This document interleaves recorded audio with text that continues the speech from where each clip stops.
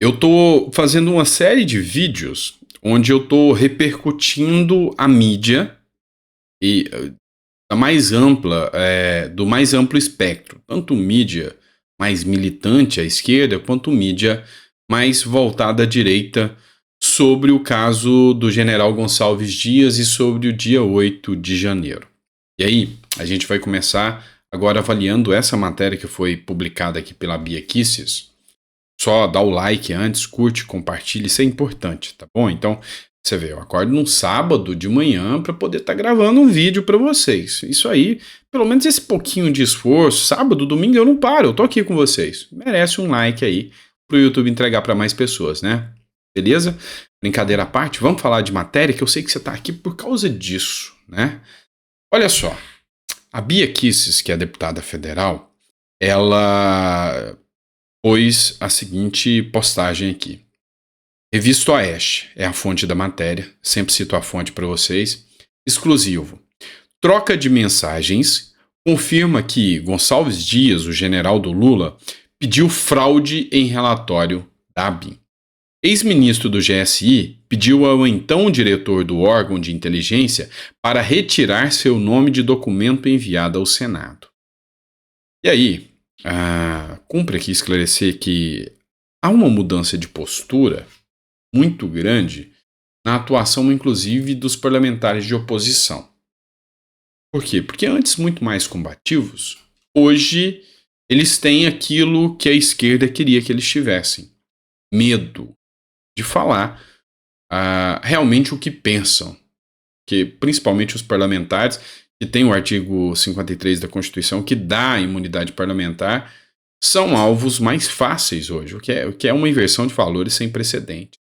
Mas a grande verdade aqui é que há uma omissão do judiciário gigantesca em relação ao Gonçalves Dias. Aí sim.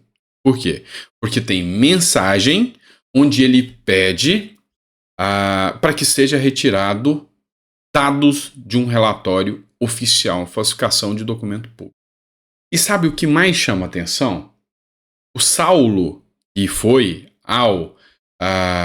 foi à CPMI do dia 8 de janeiro, o ex-diretor da ABIN, que é a Agência de Inteligência Brasileira, e que as informações de inteligência são divulgadas, no final da CPMI, o Arthur Maia perguntou, olha, você poderia divulgar informações? Ele pegou o celular e falou, tá aqui, vocês não precisam pedir quebra, tudo que eu falei está confirmado aqui no meu celular.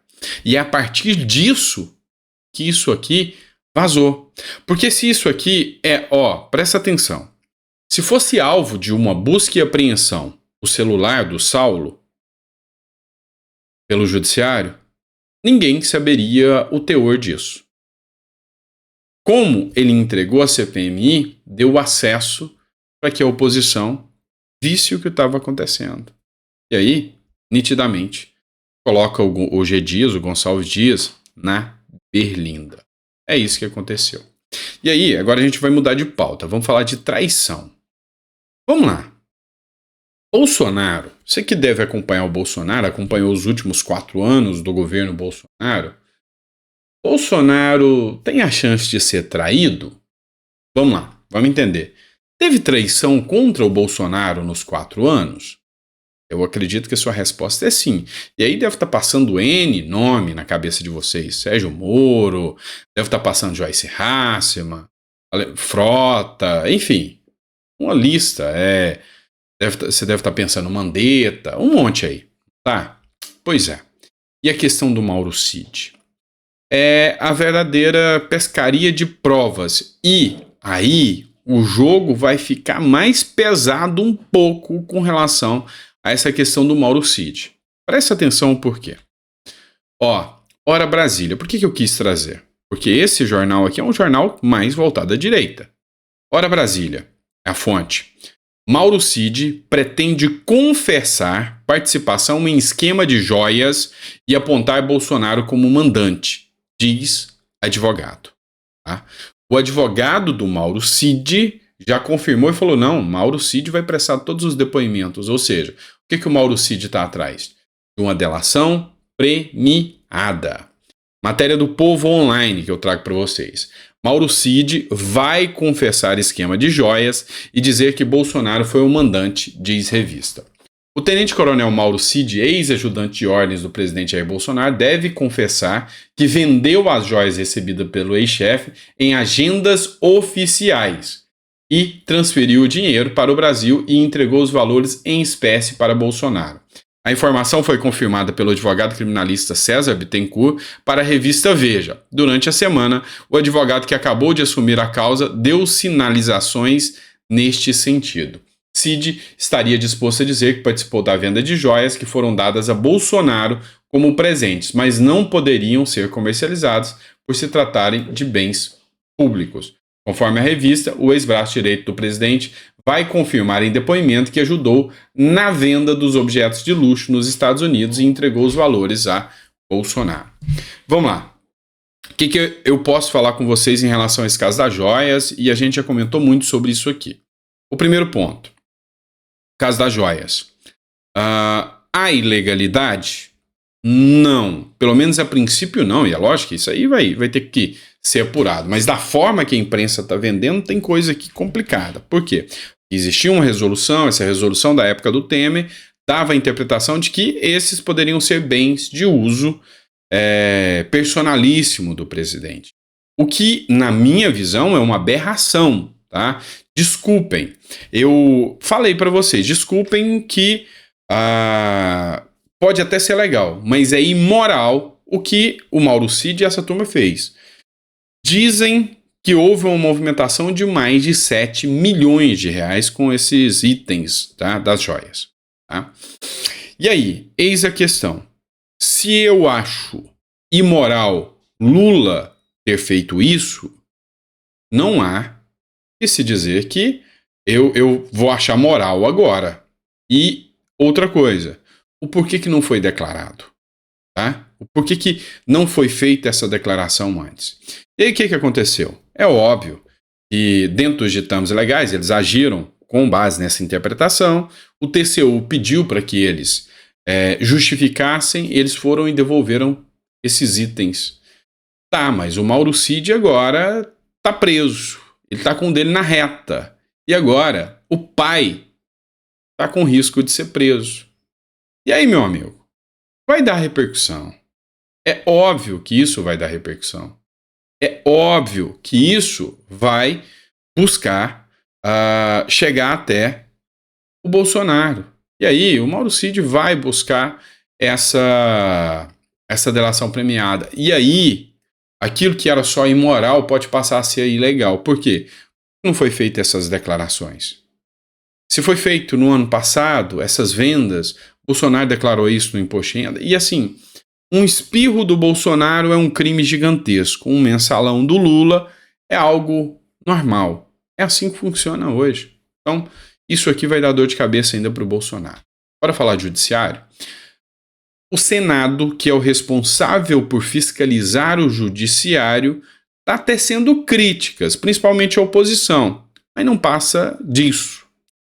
Vocês sabem que agora o Barroso, ministro do Supremo, vai entrar como presidente do Supremo. E aí, ele já vai assumir querendo dialogar com o MST, Movimento Sem Terra, liberação das drogas e liberação do aborto. E aí, o Jorge Seives Jr. faz um questionamento interessante. Você votou no ministro Barroso para legislar a seu favor? O Jorge Seives questiona. E aí ele escreve. É tudo que o povo que não o elegeu não quer. Drogas, aborto e MST. E é verdade. É verdade. Não teve um voto sequer. Não é assunto de judiciário, é assunto de legislativo. E aí, está totalmente correto a crítica do Jorge Seives, assim como a do general Girão, também totalmente correta.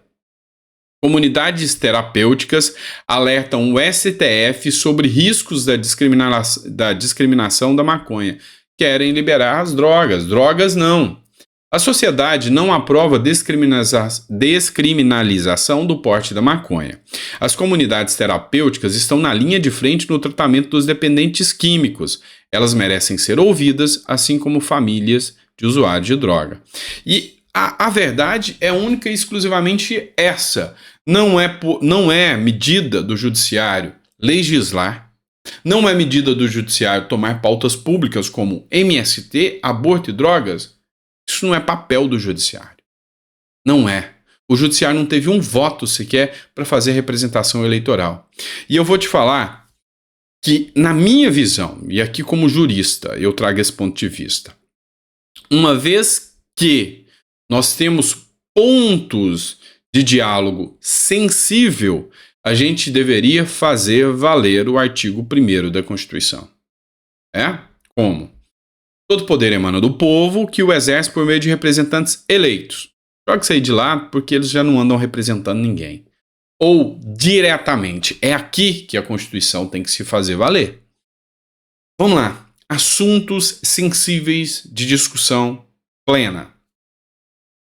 A cada 10 anos, a sociedade que evolui deveria passar por um plebiscito, ou referendo, né, no caso, ou depende, para confirmar pautas de caráter sensível. E aqui eu incluiria armas, drogas, aborto e MST. Vamos falar disso também. Então, teria uma listagem de pautas, assim como você faz com a eleição, e de 10 em 10 anos o cidadão vai lá, não, eu sou a favor do aborto. Vote. Ah, não, eu sou a favor das drogas. Vote. Ah, eu sou a favor das armas. Vote. Ah, não, MST também sou. Vote. Assim, nós podemos falar em democracia plena. Plena. São as pautas sensíveis. O Congresso define o que são pautas sensíveis. Aborto é uma pauta sensível. Drogas? É. A liberação dos jogos de azar tem 11 anos. Qualquer demanda de repercussão nacional, de muita repercussão, que passou mais de 5 anos sem o Congresso tomar uma possibilidade, vai para o povo decidir. E aí, depois de 10 anos, com a evolução da sociedade, refaz e vê se mantém ou se tira. Acabou. Aí nós estamos numa democracia. É muito melhor do que deixar na mão do Supremo. É muito melhor que deixar na mão do Congresso, que age pela força das emendas. Concorda ou discorda? Tá? Isso é só um devaneio de um advogado filósofo aqui. E aí, o que você acha sobre isso? Grande abraço, fica com Deus e até o próximo editorial.